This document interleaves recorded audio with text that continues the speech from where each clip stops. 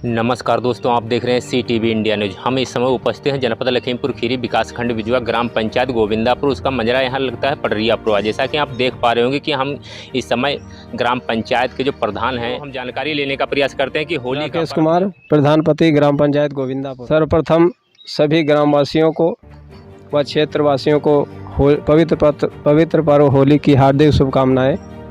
सभी का जीवन मंगलमय हो और सभी हंसी खुशी आपस में मिलजुल कर रहें।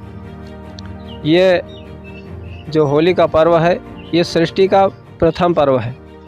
जिस समय हमारे महान ऋषियों ने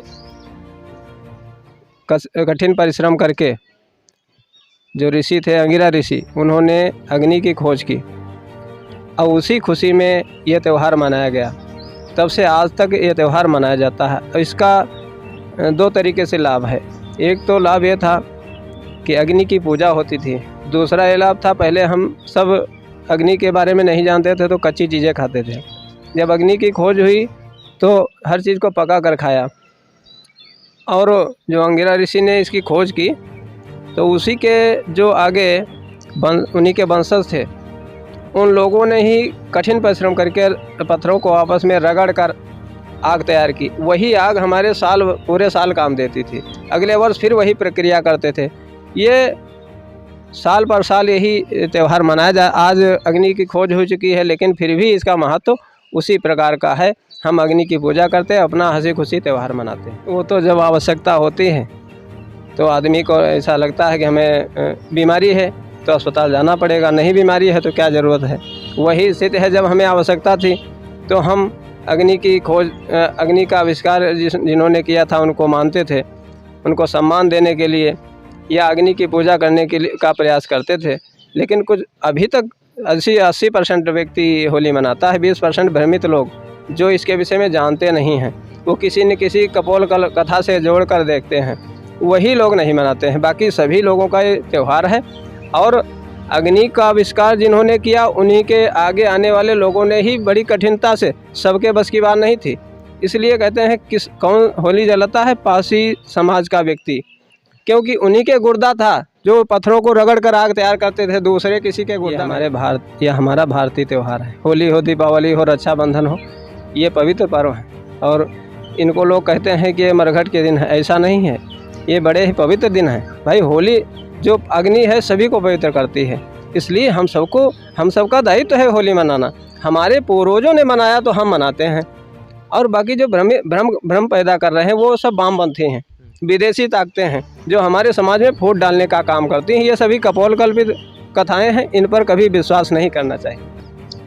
तो आप देख सकते हैं कि किस तरह से यहाँ पे होलिका दहन के बारे में प्रधान जी के द्वारा बताया गया। तो आइए हमारे साथ यहाँ पे और भी ग्रामीण हैं, इनसे जानकारी लेने का प्रयास करें। पंडित संतोष कुमार अवस्थी।